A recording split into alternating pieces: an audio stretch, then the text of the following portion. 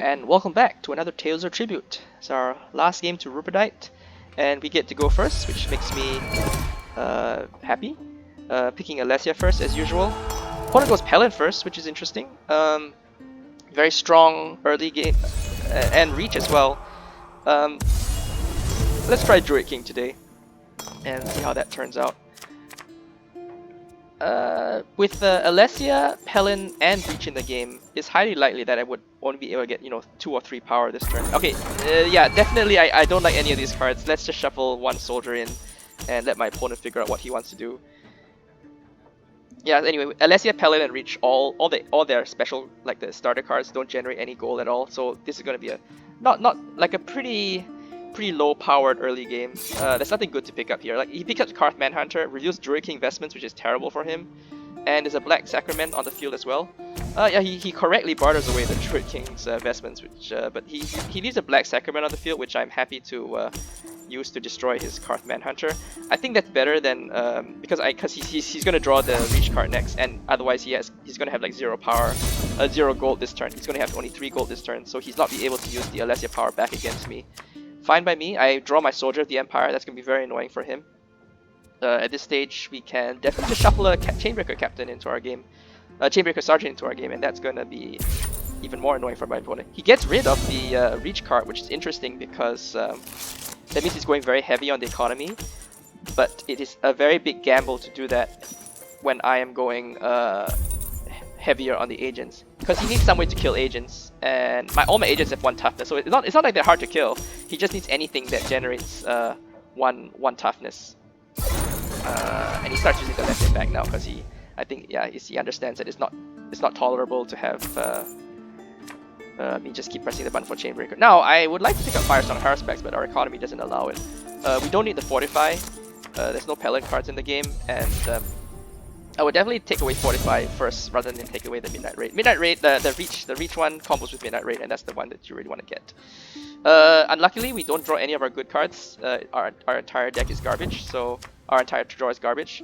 My opponent won't be able to pick up the Armory this turn, which is fine by me too. Let's go with Economy, and there are 2 very good cards that we wanted very hard to go for, the Armory and the Clan Witch. So let's start rushing for them right now. I don't really care about not being able to generate power so much because my opponent doesn't have any agents.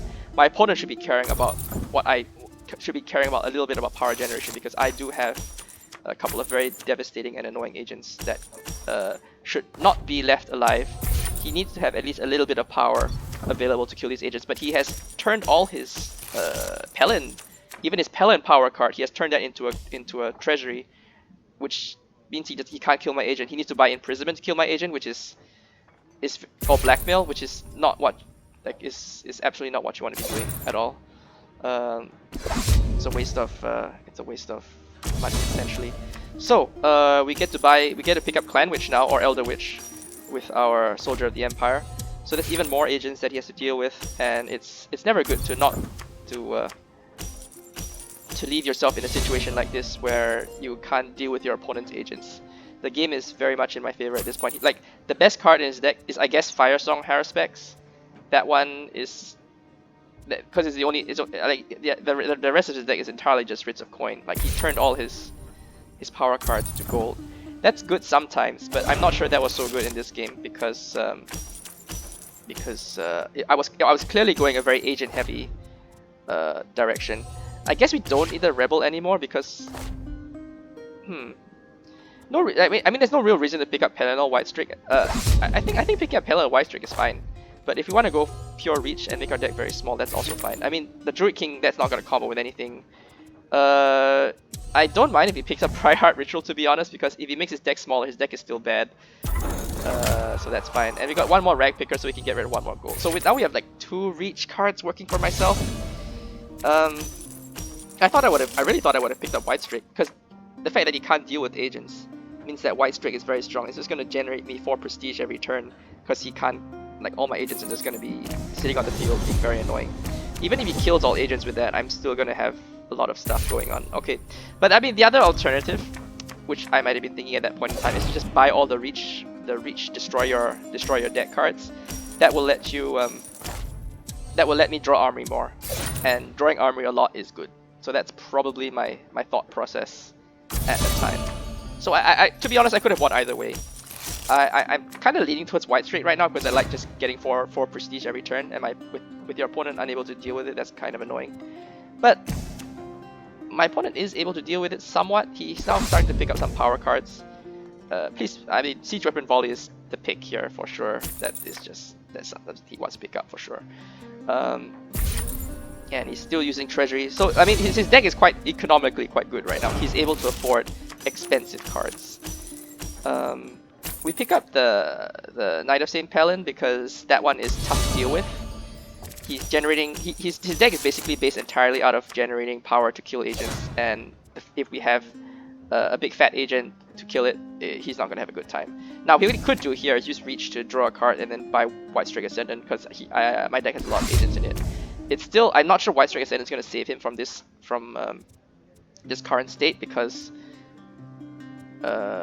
we are quite far ahead at this point in time. Like, we're 10 power ahead, and we're going to keep generating lots of power with the Armory in the background.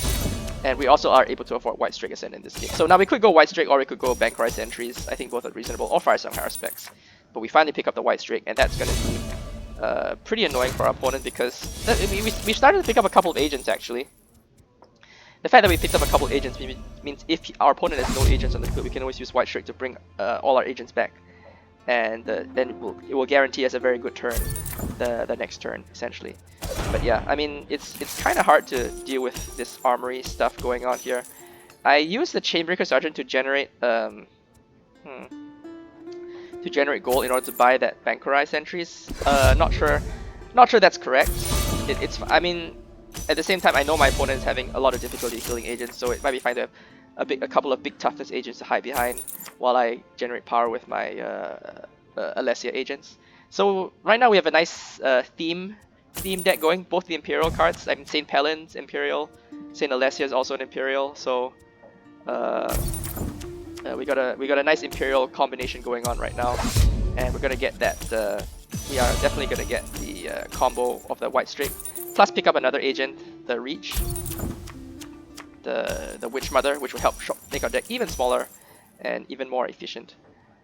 And my opponent did not draw any power cards this turn, so he's gonna have a bit of trouble dealing with our board right now. White Strike generating 4 prestige is just so hard to deal with at this point, and we're gonna have like a massive board full of impossible to kill agents because of their massive power. Plus White Strike, plus let's just generate power this time probably. I mean, yeah, okay, let's use Bonfire for whatever it's worth. Wait a minute, Forest Wraith is not something to ignore. We pick that up. And the rest can probably just go straight into power or whatever. At this point I can just do whatever I want, like White Strike, yeah sure, why not? Get Bonfire, get rid of that, why not? So this is, and in fact we could also use the Reach card to draw us that Witch. So yeah, our deck is as small as it gets. He wasn't able to answer my agents early game, especially not the Reach Witch. And that's just gonna cost him very significantly. Sometimes it's correct to go economy and get rid of your power cards early game, but not in this case. In this case, it was just very deeply wrong, because especially since he knew I was going early agents, and you need to be able to kill these early agents. Forest Wraith being on the field means that anything dies or goes to my cooldown, I get power. So at this point, there's nothing. This is just the final end of this round. So yeah, very convincing, very fast victory. Not much more to say about that. And I believe this is my Rubedite rank game. So yeah. And thanks for watching.